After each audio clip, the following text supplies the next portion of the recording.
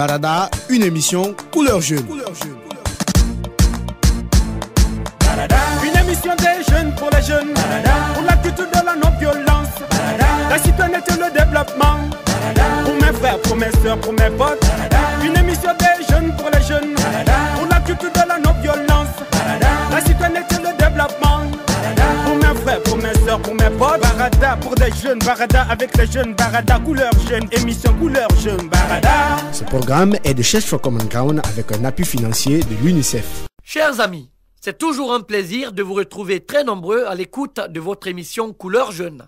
Ce numéro Barada d'aujourd'hui traite de la fièvre hémorragique à virus Ebola et la participation des jeunes conscients dans la lutte contre cette épidémie meurtrière. Car si certains de nos amis s'opposent aux agents de la Croix-Rouge dans l'exercice de leurs fonctions, d'autres font preuve de responsabilité et de bon sens pour éradiquer Ebola. Surtout que cette maladie a fait plus de 2000 morts dans notre pays depuis le début d'année 2014. C'est donc une nécessité pour nos jeunes de nous activer pour lutter contre Ebola. La jeunesse de Bessia, elle, l'a compris très tôt. Suivez ce témoignage et vous allez comprendre. C'est Diallo Al-Gassim, je lose à Bessia. Je pense que c'est à la jeunesse guinéenne de lutter contre Ebola. Moi, je suis déçu de cette jeunesse parce que c'est elle qui fait la réticence franchement. Laissez-moi vous raconter comment on a fait dans notre quartier pour stopper cette sale maladie. Quand Ebola a attaqué la première famille dans notre quartier, les gens ont négligé la situation. Au moins 5 personnes sont mortes dans la même famille. Là, nous les jeunes, on s'est réunis à notre base et on s'est dit de veiller sur notre quartier pour appeler les agents de santé dès qu'on constate un cas de maladie ou un cas de mort qui n'est pas clair. Mais ça s'est calmé. C'est 2 mois après que monsieur est décédé dans le quartier et les rumeurs disaient que c'est Ebola. Donc, nous, on n'a pas pris ça à la légère. La famille en question a voulu envoyer le corps à la mosquée. On a alerté le chef de quartier et les autres sages en leur disant de ne rien faire avant que les agents de la santé ne viennent car on avait appelé le 115. On s'est mobilisé nombreux devant la cour où le monsieur est décédé. Personne ne sort, personne ne rentre. Les gens venaient pour les salutations et on les retournait, en leur expliquant tout doucement la situation du pays. D'autres insistaient, mais comme on était nombreux, personne n'osait offenser. La Croix-Rouge est arrivée et ils ont pris le corps et certaines personnes. Et finalement, c'était bien Ebola. Les gens nous ont félicités à la mosquée. C'est les jeunes qui doivent se lever pour chasser Ebola de la Guinée. L'Afrique est pleine de tristesse de voir nos familles mourir. Ne touchons pas nos malades, ne touchons pas nos mourants. Tout le monde est en danger, les jeunes et les anciens. Il faut agir pour nos familles. Ebola, Ebola. Après ce témoignage qui prouve à suffisance que certains jeunes sont conscients de l'importance de lutter contre Ebola, faisons place à la rubrique Talk Show. Une rubrique dans laquelle je reçois aujourd'hui Ibrahima Sori Diallo et Abdul Karim, qui sont tous des étudiants diplômés vivant à l'Abbé. Suivez. Vous venez tous les deux, Ibrahima Sori et Karim, d'écouter cette histoire avec moi. Je commence par toi, Ibrahima Sori. Qu'est-ce que tu penses du comportement de ces jeunes-là? Merci. Moi, d'abord, je veux me féliciter l'initiative de cette jeunesse de Bessia qui prouve qu'ils sont en maturité par rapport à la gestion de cette sale maladie dans notre pays. Au cours de leurs rencontres dans leur base, ils ont eu quand même le sens de responsabilité de se remettre en cause pour tirer une grande leçon et désormais prendre une décision pour dire que c'est eux-mêmes qui doivent être le plus actifs sur le terrain par rapport à la gestion de cette maladie. Une bonne chose. C'est une très bonne chose. Qu'en pense Abdul Karim? Vraiment, c'est un sentiment de satisfaction de ce que les jeunes de Bessia l'ont fait. Du fait qu'ils ont eu l'initiative d'appeler l'imam pour ne pas que la famille envoie le corps dans la mosquée. Ils ont pu gérer la situation pour ne pas que la maladie se propage et pouvoir appeler le service de Croix-Rouge pour ne pas qu'il y ait d'autres cas. Ebola. Et c'est vraiment une bonne chose parce que nous connaissons nous tous que Ebola, c'est une maladie vraiment contagieuse. Okay. Donc, voilà, Karim, il y a quand même un autre aspect aussi du témoignage qu'il faut qu'on ressorte. Le jeune, dans son témoignage, dit qu'il est déçu de la jeunesse guinéenne aujourd'hui parce que, selon lui, c'est cette jeunesse-là qui est à la base de la réticence vis-à-vis de la lutte contre Ebola. Qu'est-ce que tu en penses? Bon, quelque part, je dirais qu'il a raison parce que toute chose, c'est la jeunesse avant tout. Pour un début, la jeunesse a négligé le cas. Et si on n'avait pas essayé de politiser l'affaire d'Ebola, soit disant que le gouvernement est en train de se faire de l'argent ou bien ainsi de suite, on allait stopper cette maladie à temps. Mais du fait que les jeunes ont politisé cette maladie, c'est ce qui a amené beaucoup de décès. C'est pour cela que le jeune a dit qu'il est déçu de la jeunesse guinéenne. Qu'est-ce que toi tu en penses, Ibrahim Sori? Ah bon, moi je ne suis pas d'avis avec ce que l'a dit M. Diallo Karim. Ah bon?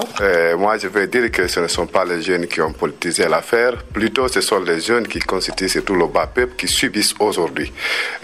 Cette jeunesse devait être associée depuis le début pour vraiment les faire comprendre non seulement les modes de contamination, les modes de prévention, et bien entendu demander à ces jeunes de multiplier les informations à travers les quartiers, les secteurs, les villages. Tu penses que cela n'a pas été fait? Non.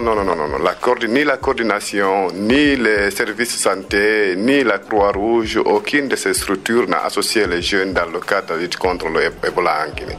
C'est ce qui fait qu'aujourd'hui Ebola quand même gagne du terrain. C'est ça, parce que vous savez que les jeunes, le pays travaille pour les jeunes. Et les jeunes sont conscients aujourd'hui. S'il y a l'épidémie comme ça dans le pays, les jeunes doivent être associés. Ne serait-ce que pour lutter contre les contaminations, parce que c'est les jeunes qui sont à la tête des mobilisations et c'est les jeunes qui sont là encore à organiser des choses comme ça.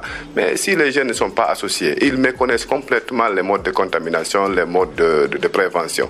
En ce temps, la maladie a toute la chance d'être vraiment éparpillée à travers le pays. Abdul Karim, tu es d'accord que les jeunes n'ont pas été associés à cette campagne de lutte contre Ebola? De ce côté, je ne suis pas d'accord avec M. Ibrahim Sori. Du fait qu'il dit que les jeunes n'ont pas été associés, moi j'ai suivi beaucoup de cas à la télé, que le gouvernement a même demandé à des personnes volontaires de venir s'ils ont des thèmes pour sensibiliser la population. C'est dans ce cadre même que les jeunes de Bessia ont eu cette initiative de bloquer la famille de ce corps, de ne pas les envoyer dans la mosquée. Je dirais que n'eût été la sensibilisation du gouvernement à la télé, dans les médias, peut-être ces jeunes-là n'allaient pas avoir l'initiative de bloquer ce corps. Donc je pense que c'est juste un manque de volonté de la jeunesse. Bon, je dirais que ce n'est pas un manque de volonté, mais plutôt une question de négligence. Parce que beaucoup de gens ont dit que c'est une maladie emportée par l'État. C'est ce qui a amené beaucoup de jeunes à négliger l'affaire. Merci beaucoup, Karim. Merci. Et merci, Ibrahim Sori. Merci beaucoup. Amis jeunes, pour finir avec les rubriques de votre émission Barada, il est temps à présent d'écouter l'avis de l'expert. Il s'agit du docteur Mamadi Nabé, coordinateur régional de Fraternité médicale à Moyenne-Guinée. Il estime que tous les jeunes de Guinée doivent s'inspirer de l'exemple de ceux de Bessia, car le combat contre Ebola est celui de la jeunesse. Suivez plutôt.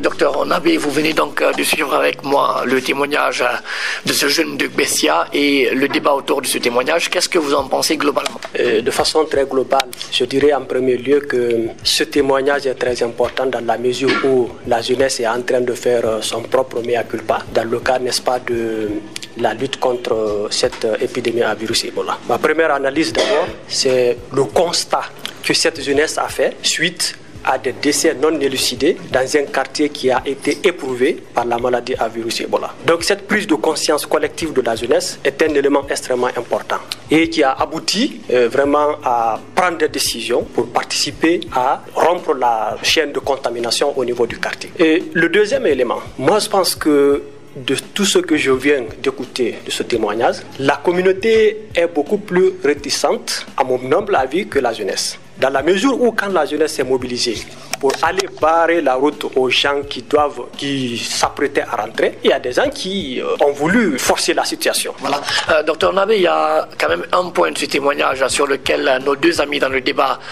n'étaient pas d'accord. C'est la responsabilité de la jeunesse guinéenne aujourd'hui dans ces cas de réticence qu'on remarque à travers le pays. Quelle est votre position? La jeunesse guinéenne est-elle responsable de ces réticences ou non? À mon humble avis, il faut faire la situation au cas par cas. Et cette maladie à virus au Ebola, quand elle est survenue dans notre pays, c'est la première fois. Ça a posé de psychose au niveau de tout, même les experts. Il y a eu beaucoup d'informations, de désinformations qui sont passées. Et du coup, ça a entraîné, n'est-ce pas, des confusions dans la tête de tout le monde. Et aujourd'hui, cette jeunesse, pour moi, a pris conscience de la situation actuelle de notre pays et est en train de prendre à bras le corps pour participer, n'est-ce pas, à la riposte contre la maladie à virus Ebola. Mais dans ce travail, je vous arrête pas, mais aujourd'hui, il y a des villes qui continuent toujours de connaître cette réticence. Il y a, par exemple, Forêt-Caria, il y a Bokeh. Les jeunes, quand même, sont remarqués dans cette réticence. Évidemment. Vous savez, nous sommes dans un pays particulier. Et cette particularité fait que chacun a, comment on appelle, une analyse. Il y a eu beaucoup de préjugés, beaucoup de rumeurs autour de cette maladie. Et sans oublier aussi le fait que la stratégie qui a été menée pour contrer cette maladie n'a pas été très bien élucidée. Je m'explique. Lorsque la maladie se déclare dans une préfecture, dans un village, la première des choses d'abord, c'est d'abord informer et choisir des gens au sein de cette communauté, les former et les envoyer vers les citoyens de cette communauté. Mais ça va être très difficile pour moi, monsieur, que des gens que je n'ai jamais vus pour la première fois se présentent dans mon village pour dire voilà où est le malade, où le décès a eu lieu, il y a eu ça, on est venu pour ça, on est venu pour ça. C'est très difficile sociologiquement pour les gens d'accepter un tel truc. Et c'est ça qui a manqué. Et pour mettre fin à cette interview, qu'est-ce que la jeunesse guinéenne doit faire, à votre avis? Quel rôle doit-elle jouer dans cette lutte contre Ebola? Question pertinente. Aujourd'hui, la jeunesse a un rôle important à jouer dans la riposte contre cette maladie. D'abord, la jeunesse doit prendre conscience de l'existence de la maladie. C'est une réalité. La principale victime, c'est cette jeunesse. Et deuxièmement, il faut que cette jeunesse accepte d'accentuer des informations, des sensibilisations au niveau, n'est-ce pas, des familles, au niveau des communautés et individuellement. Chacun accepte, n'est-ce pas, de respecter les règles d'hygiène individuelle et collective. Il faudrait aussi que la justice aussi intervienne dans cette riposte. Ceux qui opposent la réticence, malgré que toute l'information sur la maladie, sa prévention et autres, on est qu'il faudrait aussi que la loi s'applique. Merci beaucoup, docteur. Merci beaucoup. That's the way we gotta keep it out. Désolé, très désolé, à ce que les frontières se ferment entre une nation africaine. Ebola a fait du chemin et endeuillé beaucoup de familles en Guinée. Ne croyez-vous pas, jeunes de ma Guinée, qu'il est temps de chasser cette épidémie de notre pays? Plus d'un an de douleur et de peine ne suffit-il pas? Si, il est bel et bien temps d'éradiquer Ebola. Et ce combat est le tien, toi jeune qui écoutes cette émission. Ne néglige pas ton rôle dans cette lutte noble. Sensibilise ton entourage sur le respect des règles édictées par les spécialistes. Les autorités de notre pays auront beau fait, mais sans la force et l'engagement de la jeunesse, le combat est loin d'être gagné. Chers amis jeunes, dites avec moi, je suis jeune et je me bats aux côtés de mon pays contre Ebola. C'est la fin de cette émission Barada. On se retrouve la semaine prochaine et comme toujours, je vous dis el próximo. On veut pas de toi, sors de nos pays.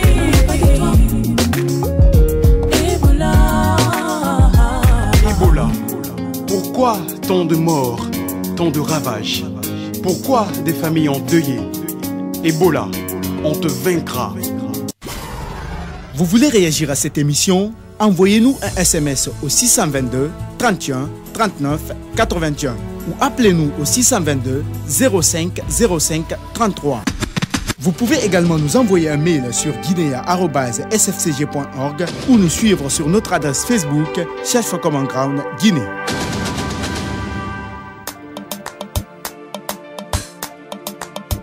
Barada, une émission couleur jeune. Une émission des jeunes pour les jeunes, pour la culture de la pour mes soeurs, pour mes potes. Une émission des jeunes pour les jeunes, pour la culture de la non-violence, la citoyenneté, le développement. Pour mes frères, pour mes soeurs, pour mes potes. Barada pour des jeunes, Barada avec les jeunes, Barada couleur jeune, émission couleur jeune, Barada. Ce programme est de Church for Common Ground avec un appui financier de l'UNICEF.